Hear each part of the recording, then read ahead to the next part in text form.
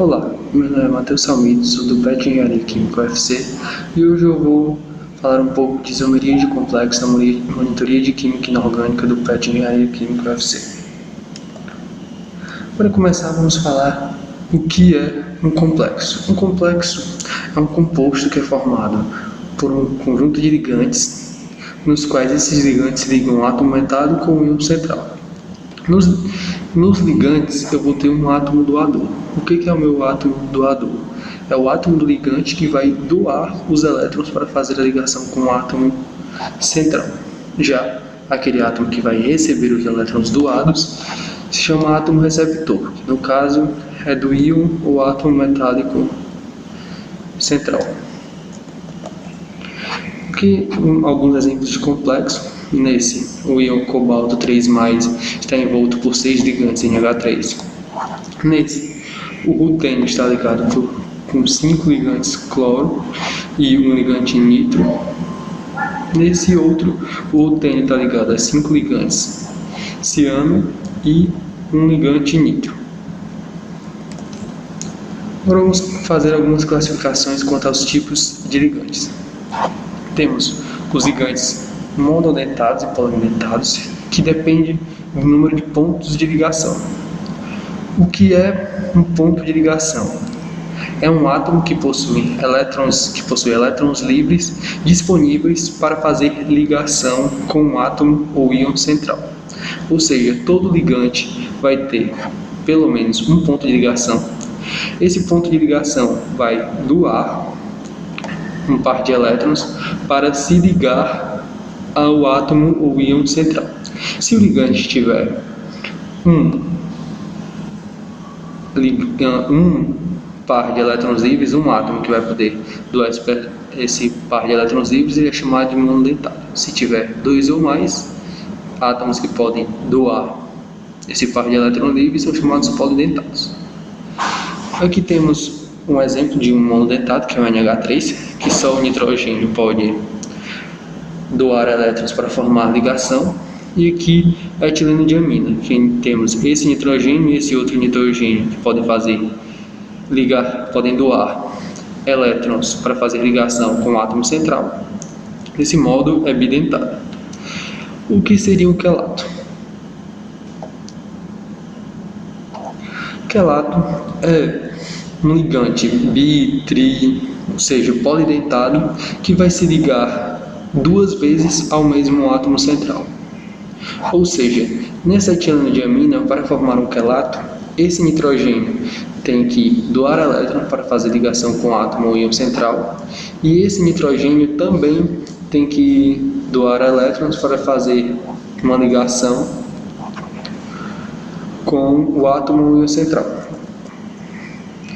Desse modo, haveria a formação de um ciclo, ou seja, quando eu envolvo um quelato no complexo, vai ocorrer a formação de um ciclo. Agora, vamos passar a identificar o que é um ligante ambidentado. Um ligante ambidentado é o ligante que vai possuir mais de um átomo doador diferente, ou seja, possui mais de um átomo de elemento diferente que vai poder doar um par de elétrons para fazer ligação com o átomo ou íon central. Temos aqui um exemplo de ligante ambidentado. Nesse caso, temos o isotiocianato, que possui tanto o nitrogênio, podendo fazer ligação com o átomo íon central, quanto o enxofre, que pode fazer ligação com o átomo íon central. Se esse ligante se ligar ao átomo ou íon central com o enxofre, vamos ter um complexo. Se ligar com nitrogênio, já muda o complexo. Fizemos uma breve introdução sobre o que era complexo. Agora vamos fazer uma breve introdução sobre o que é isomeria. Uma isomeria ocorre quando 2 ou mais compostos apresentam a mesma forma molecular, ou seja, se o composto é formado por carbono, hidrogênio e nitrogênio, eles vão ter o mesmo número de carbonos, o mesmo número de hidrogênio, o mesmo número de nitrogênios, possuindo desse modo a mesma forma molecular. Entretanto, eles não vão estar arranjados da mesma forma, ou seja, eles vão estar ou com a geometria espacial diferente, ou a ordem das ligações é diferente, ou as ligações são diferentes, mas a quantidade de átomos de cada elemento que tem nessas moléculas são iguais.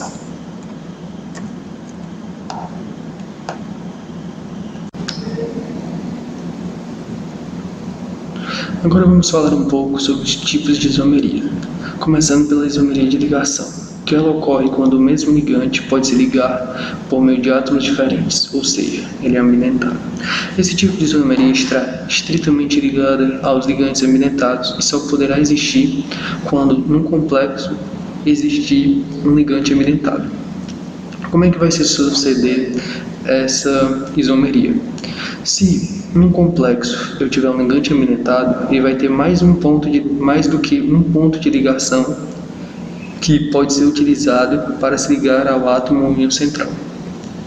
Como é que isso vai acontecer?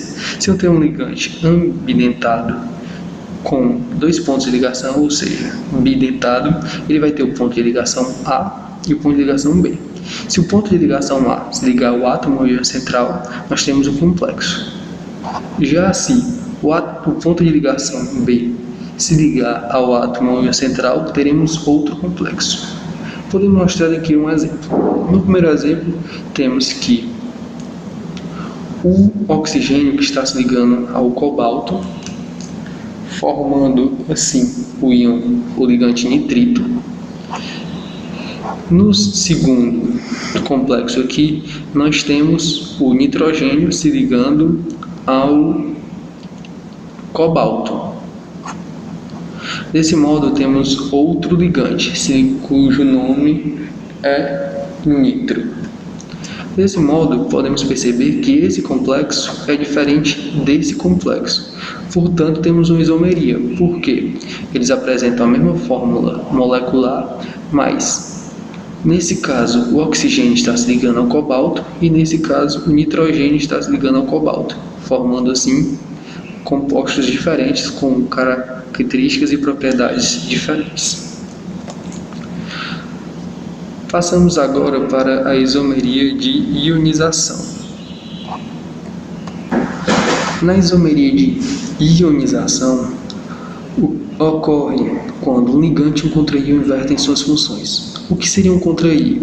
Um contra-íon é o íon que é utilizado para balancear a carga do complexo. No caso que temos aqui, no primeiro exemplo, o cloro é o contra-íon de carga negativa e ele contrabalanceia a carga positiva do nosso complexo. Já no exemplo de baixo, que é o isômero desse, nós temos que o NCS, cujo nome é tiocianato, se comporta como contra-íon. Então, nós temos que ocorreu uma mudança de contra-íon do primeiro exemplo para o segundo, mas a fórmula se manteve. Por quê? No primeiro exemplo, o isotiocianato estava se comportando como um ligante, sendo que no segundo exemplo ele passou a ser contra-íon. Desse modo, existiu apenas uma mudança de função. Um ligante passou a ser contra-íon e o contra-íon passou a ser ligante, mantendo a fórmula molecular existente, entretanto, está mudando o nosso composto, porque a organização está diferente. Isomeria de coordenação. Ocorre quando existem íons complexos diferentes que podem se formar a partir da mesma fórmula molecular. No caso dessa isomeria, nós temos que ter 2 íons com a mesma estrutura, ou seja, 2 íons octaédricos ou 2 íons quadráticos planares. Nesse caso, nós temos 2 íons octaédricos, que um tem o ligante NH3 e outro tem um ligante C2O4. A isomeria, nesse caso, consiste apenas na troca dos ligantes. No primeiro caso, o NH3 é ligante no íon em cobalto, e no segundo íon, o C2O4 está ligado ao cromo. Agora, para o isômero desse primeiro composto, nós temos que o oxalato C2O4 está ligado ao cobalto e o NH3 está ligado ao cromo. Você pode pensar que tem apenas dois C2O4, então a estrutura deles são diferentes, mas não. O oxalato possui dois pontos de ligação, formando o oxalato, portanto vai poder formar um íon complexo octaédrico. Isomeria de hidratação. Ela ocorre quando um dos ligantes é o ligante aquo, H2O. Nesse caso, o ligante H2O troca de posição com contra-íon, ou seja, o contra-íon passa a ser o ligante. O contra-íon nesse caso é o cloro. Nós temos 3 isômeros, no qual a diferença deles é que no primeiro os 3 cloros são contra-íons, no segundo um cloro passa a ser ligante e no terceiro um cloro, no caso 2 cloros, passam a ser ligantes. E o H2O saiu e foi para a solução. Essa é a isomeria de hidratação.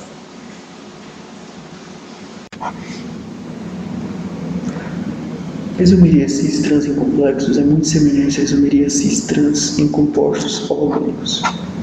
Temos que em compostos orgânicos, os isômeros cis possuem átomos iguais em posições adjacentes. Assim também ocorre em compostos de coordenação, os complexos. Os ligantes iguais estão em posições adjacentes. Nos isômeros trans, podemos fazer a analogia semelhante. Em compostos orgânicos, os átomos iguais estão em posições opostas. Em isômeros trans, em compostos de coordenação, os ligantes iguais estão em posições opostas.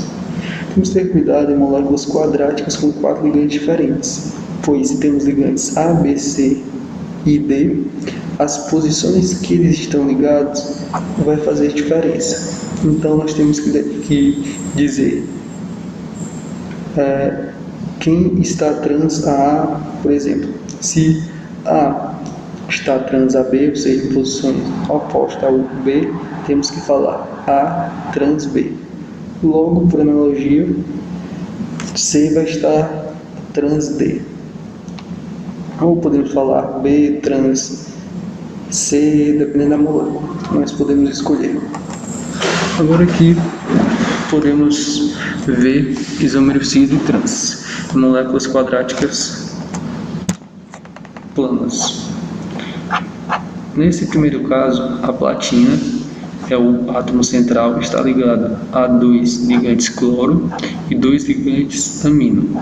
Os aminos estão em posições adjacentes, assim como os cloro. Então temos isômeros cis. Nesse outro caso, os aminos estão em posições opostas e os cloros também. Então estamos em isômero trans. Vamos falar um pouco sobre na estrutura octaédrica. Na estrutura octaédrica também vamos poder ter isômeros cis e trans. Isômero cis vai ocorrer quando os compostos semelhantes, os ligantes semelhantes, como o cloro aqui, estiverem em posições adjacentes. Os aminos também têm posições adjacentes e outros aminos então. Também, os isômeros cis, ou seja, quando os ligantes semelhantes, podemos ver aqui, estão em posições adjacentes. Já nos isômeros trans, os ligantes iguais estão em posições opostas. Podemos ver que o cloro está oposto ao cloro, assim como o amino está oposto ao amino e esse amino oposto ao amino. Então temos trans. Podemos ver principalmente que o isômero trans pelo cloro, que vai estar um em posição oposta ao outro. A hierarquia mais geral de como se comporta cis e trans em compostos octaédricos. Temos aqui que as bolinhas azuis estão No primeiro caso, adjacentes, e no segundo caso, em posições opostas. Vamos ver aqui, posições adjacentes, posições opostas. Isomeria FAC-MER. No isômero FAC dessa isomeria, vamos ter 3 ligantes semelhantes, adjacentes e na mesma face do octaedro. Ou seja, os 3 ligantes vão formar uma face do octaedro. Já no isômero MER, ocorre quando os 3 ligantes semelhantes estão formando um plano que passa pelo átomo central. Vou mostrar alguns exemplos que fica mais fácil a visualização. Isômeros FAC, generalizando. Nos isômeros FAC, os 3 ligantes semelhantes estão na mesma face do octaédrico, aqui. Ou seja, o plano que é formado por esses 3 átomos semelhantes não passa pelo átomo central. Podemos ver nos átomos vermelhos que também ocorre a mesma situação. O plano formado por eles 3 não passa pelo átomo central. Já no isômero MEC, o plano formado pelos 3 átomos ou ligantes semelhantes passam pelo átomo ou íon central, podemos ver. Então essa é a diferença entre esses isômeros. No FAC, o plano que é formado pelos 3 ligantes diferentes não passa pelo átomo íon central, já no MER passa pelo átomo íon central. Nesse caso nós temos que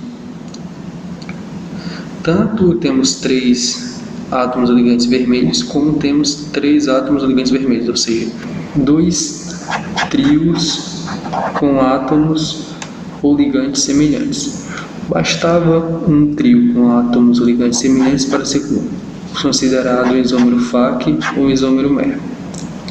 Aqui nós temos um exemplo menos geral, no qual eu tenho 3 ligantes CO, nesse exemplo, na mesma face, ou seja, isômero FAC do octaedro, e o plano formado por esses 3 não passa pelo átomo íon central.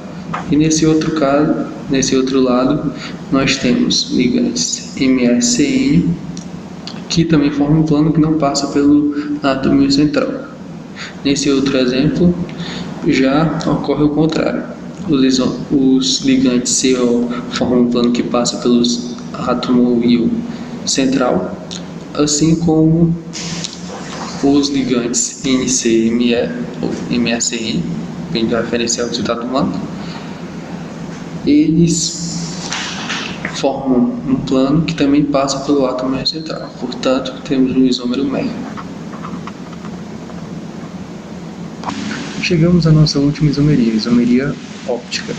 Falamos já de isomeria de ligação, ionização, hidratação e coordenação, que se encaixam nas isomerias estruturais. Falamos também da isomeria FAC-MER, cis e trans, que são isomerias espaciais, assim como a isomeria óptica. A isomeria óptica ocorre quando a molécula é quiral. Uma molécula é quiral quando ela não possui planos de simetria nela. Ou seja, ela tem uma imagem especular não sobreponível. O que é essa imagem especular não sobreponível? Quando você colocar a sua molécula em frente ao espelho, ela vai criar uma imagem especular, no caso do outro lado do espelho, e a imagem especular não se sobreporá na sua molécula. Então aqui temos exemplos de isomeria óptica. Molécula com ligante quelato, 2 L's, outro ligante quelato, 2 L's, 2X. A gente pode perceber que elas não vão se sobrepor. Encerramos assim a nossa videoaula sobre isomeria e complexos. Muito obrigado e até a próxima.